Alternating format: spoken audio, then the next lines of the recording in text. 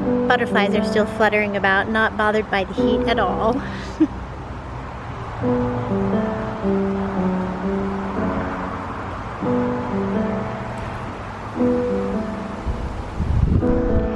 And likewise, the sunflower hedge is undaunted.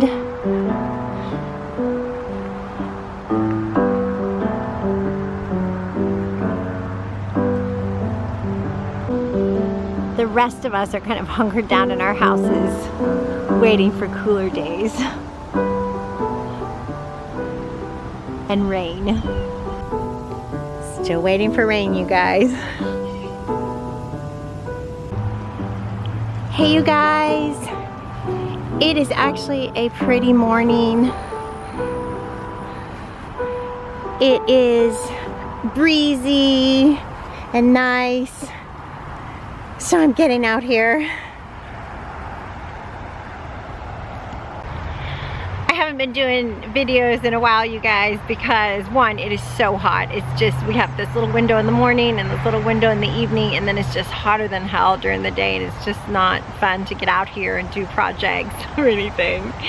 But today it feels a little cooler, thank you, Lord. And another reason is I've been going to 6 a.m. prayer. My church is having 21 days of prayer, so I'm praying for all sorts of things. As a community, we're praying for all sorts of things. So if you have any prayer requests, I would love to hear them in the comments, and I would love to take them with me 6 o'clock in the morning to pray for you guys. So please let me know.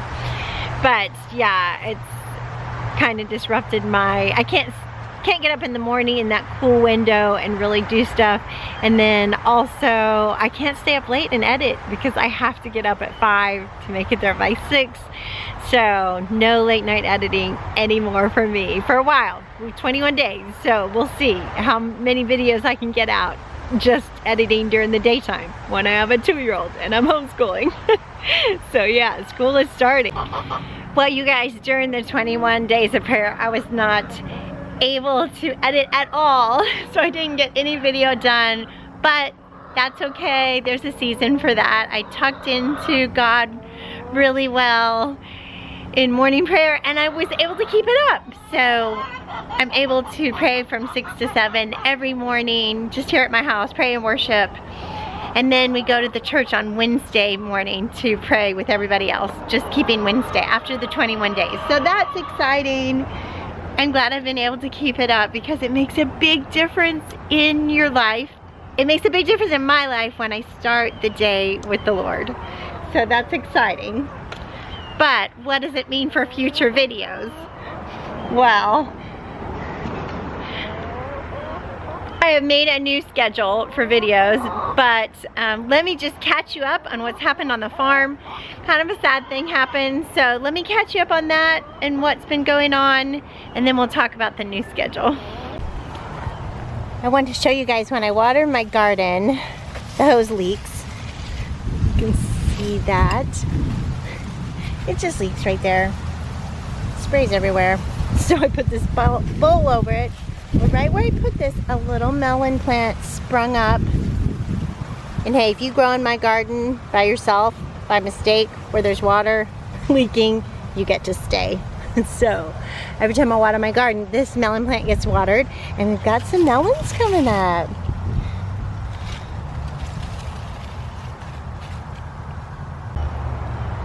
But unfortunately, I've lost most of my melons to the squirrels so far, unless they have a squirrel cage over them from the very, like, conception. There's a couple growing in here too.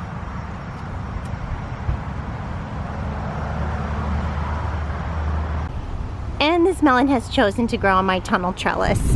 So it's gonna have some challenges. It's gonna need some help. So Dash to the rescue with her bags. I can't remember where I saved these from. I think oranges, maybe? Cuties? I don't know. Maybe a few different things. We're gonna see which one works the best. And we're gonna string up these melons so squirrels don't eat them and they don't fall before they're ripe. Let's give this a try.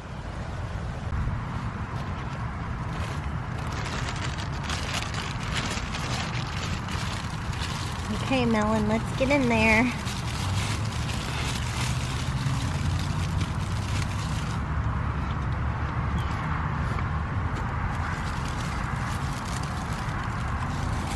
Hope that bag is big enough for said melon.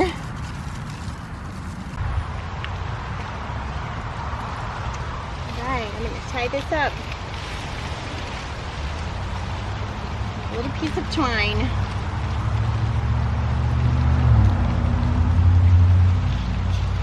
Okay, now what you have to do is wait. Let's find another one. There's one down here. But that's resting on the ground, so that should be okay. Oh, but the squirrels will get it. Oh. Okay, I'm gonna put it in this bag. On second thought, the squirrels might dig through this. I'm gonna put it in the tougher bag. We'll see. They might dig through everything, or chew through everything. This means war. Squirrels, get on my melons. So much competition for our food, right?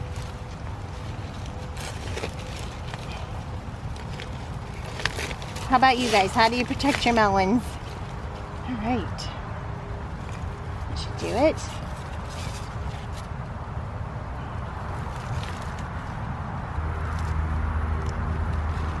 Okay. I think it will be safe in there. All right, let's find another one.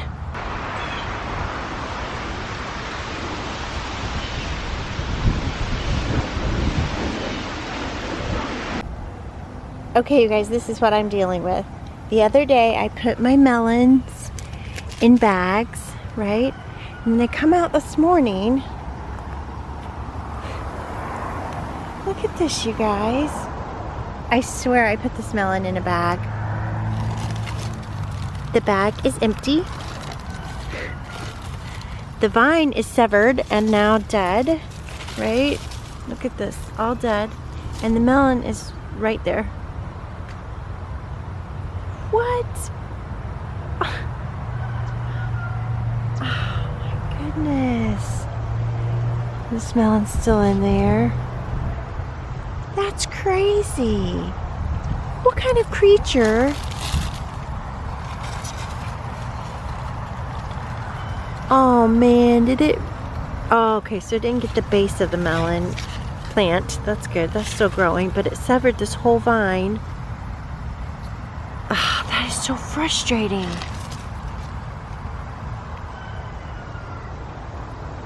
It also chewed this vine. So you can see that this vine's starting to die. Yeah, it's dead up here. That is so frustrating. Ugh. Oh, so I bet this melon is gonna die because I bet this melon was on that vine.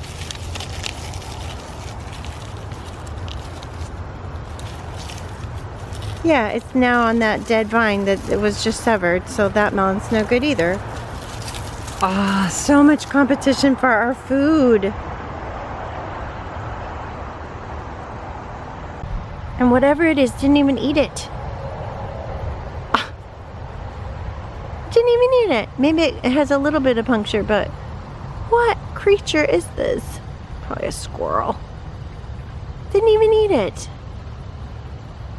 Maybe it got it out and said, oh, it's not ripe. Never mind. Ah, so frustrating.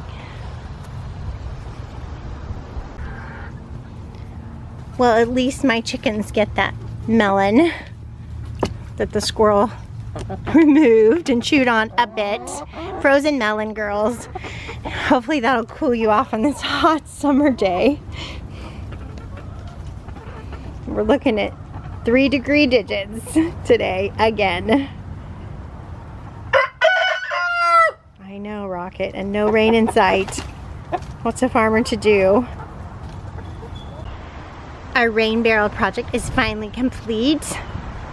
Again, just waiting on rain to fill these up. Hopefully that will fix my problem of the gutter overflowing here and into my aquaponics system. Hopefully this barrel will fill up, and then we did an overflow here to this barrel will fill up, and then there's a much larger overflow that I did coming out of this barrel. So hopefully this is going to solve my problem and get my little aquaponics system up and running. I say up and running, it is running. It has to stay running, and I've got a lot of good plants, and they're not doing too bad, but they're not doing great because I don't have any fish, and fish mean fertilizer, so my plants do not have the fertilizer they need right now. So hopefully when it rains, water will not pour from right here into my aquaponics system, flooding it and killing the fish. So hopefully, I can't wait for the next rain to look out here and see the rain running down my gutter and into my rain barrel where I want it to go. We'll see. I'll let you guys know. Even though there is a drought, and even though it's hotter than hell, we are still getting really yummy summer salad every single day.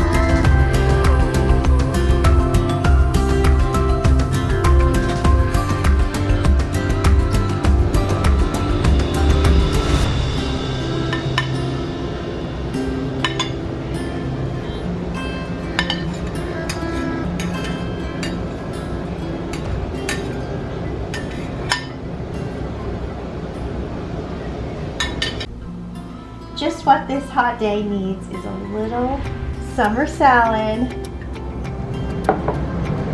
and an ice cold chicory. Or coffee, if you will. Hi, ladies and gentlemen. Hi, Rocket.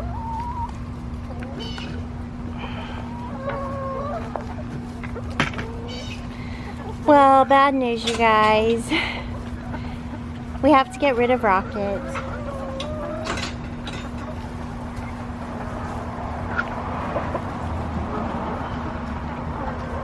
Such a good protector. Somebody complained about the noise, which I get. I totally get that. Yeah, I get it, you guys. I mean, he is noisy. He crows. I mean, it's not even light outside when he starts crowing. At sometimes 4:35 he starts crowing, especially if he hears us stir, like we let the dog out or whatever. So yeah, he crows really early and loud, and I think it just echoes off the buildings. Yeah, my point in case. So we do have some new neighbors, a couple of houses down on the other side of the alley. So it could have been them, but it could have just been the other neighbors that, you know, they know me and I give them eggs and everything. And I've asked them all, you know, does he bother you?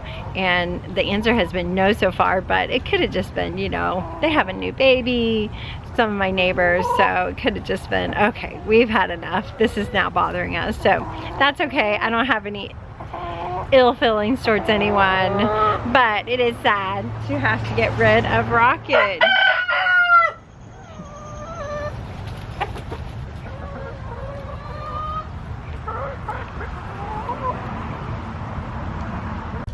In some ways though, it makes my job easier. I'm trying to look on the bright side. I can have kids more easily on the farm. I don't have to worry about him rushing anyone and hurting kids, so that will be easier for me. Even my little 2-year-old can come in the chicken yard now, and while I feed the chickens and, you know, chase chickens and whatnot. He is amazing though. And no more chicks, no more olive eggers, no more dark egg layers. So, and you know, in one way I did think that, I don't know how many generations you have to worry about. Like at this point he's got some of his daughters on the ground here that he's mating with, and then so what about their chicks? So I guess I could use, you know, some new blood. If I decide to hatch chicks, I can always get fertilized eggs from my friends and just have them turn out. This sweet girl is so sweet. We named her Doily. She's a Delaware. Come here, come here. Hi, say hi to everybody. She's super sweet, you guys. So curious. So I'm glad I got her, a Delaware. You'll have to remember that breed seems to be really, really super sweet. And you're always my curious one too. Rocket doesn't like me making friends with all the girls. He's like suspicious. Uh-oh. But one big disadvantage, of course, not only not having eggs to hatch, but I really feel like he defends the flock. Look at those spurs on that. Look at those spurs. You guys can see those. They're massive. And he is really a good defender.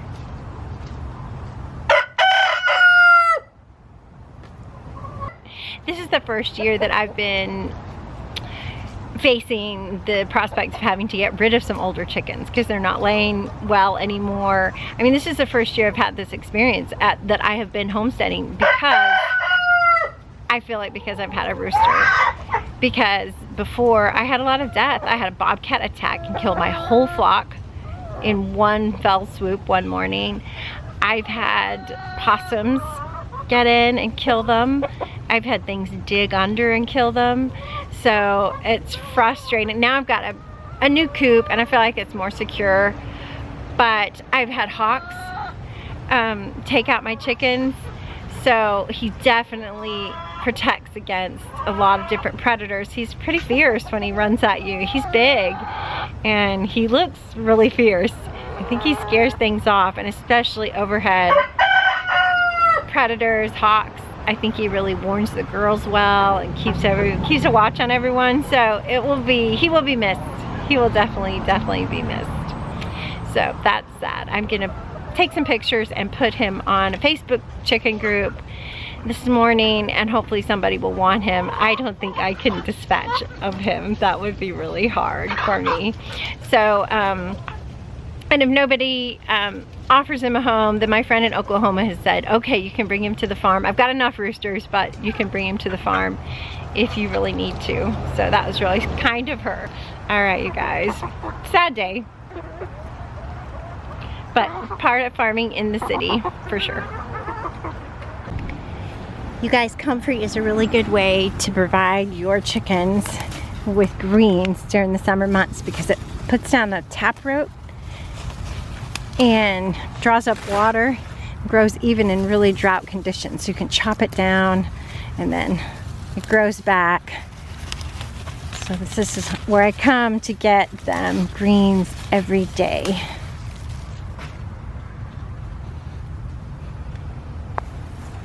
As are dandelions. I grow these here. Great source of greens for my chickens. They just grow here wild. I cut them off. Grow here wild where my hose leaks, where I'm watering. So yeah, and they stay all year. They don't taste very good right now for us to eat because it's so warm. They taste a little bitter. But chickens and rabbits love them. So again, it's one of those greens for the summer for the eggs, our chicken eggs, but also it's one of those things, it's a survival thing. If I had to feed a couple of rabbits to keep my homestead producing meat, then the more of these I have growing in my pathways, wherever they can in my garden, the better off I'm gonna be.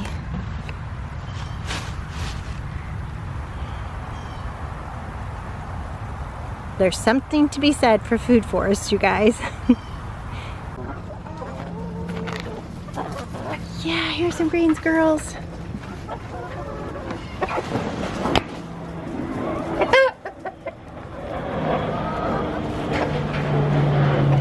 Of course, an airplane. That's better. The girls love these greens.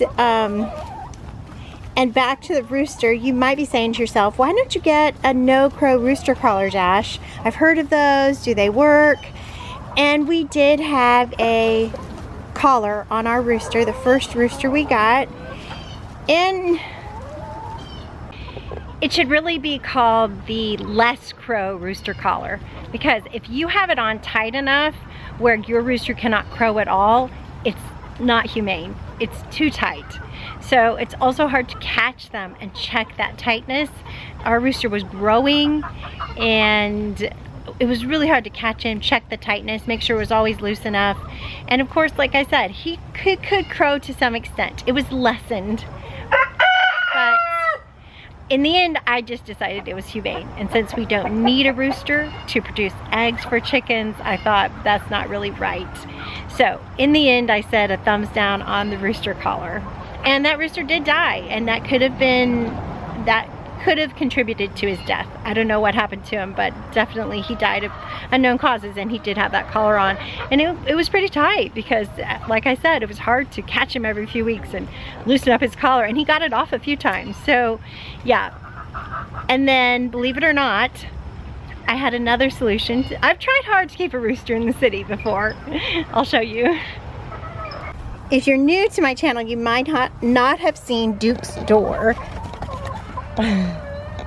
leading into a pen in our garage. So believe it or not, I would come out in the evening when Duke had gone up to roost, and I would pick him up off the roost and put him in there. And you know, after a while, he got to going in there himself. So, and then, so it worked out pretty well. He would crow in the morning.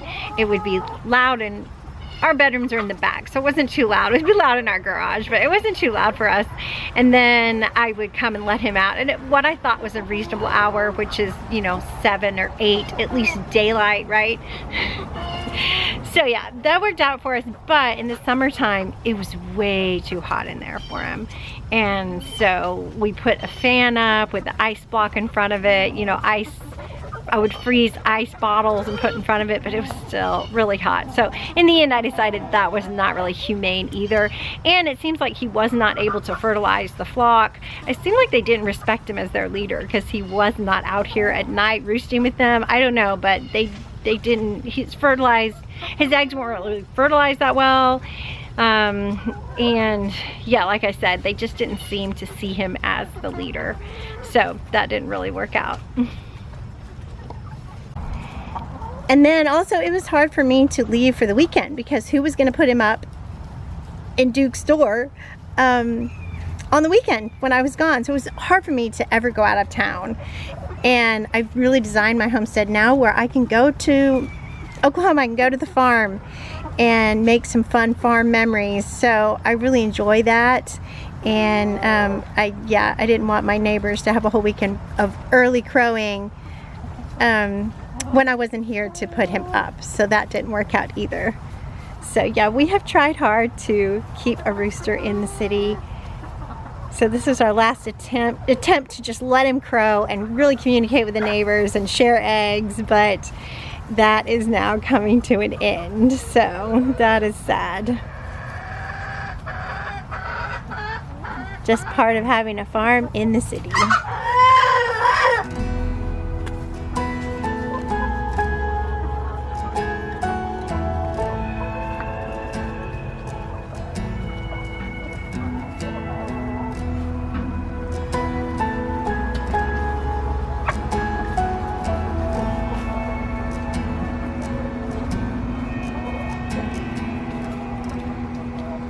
I miss you, Rockett.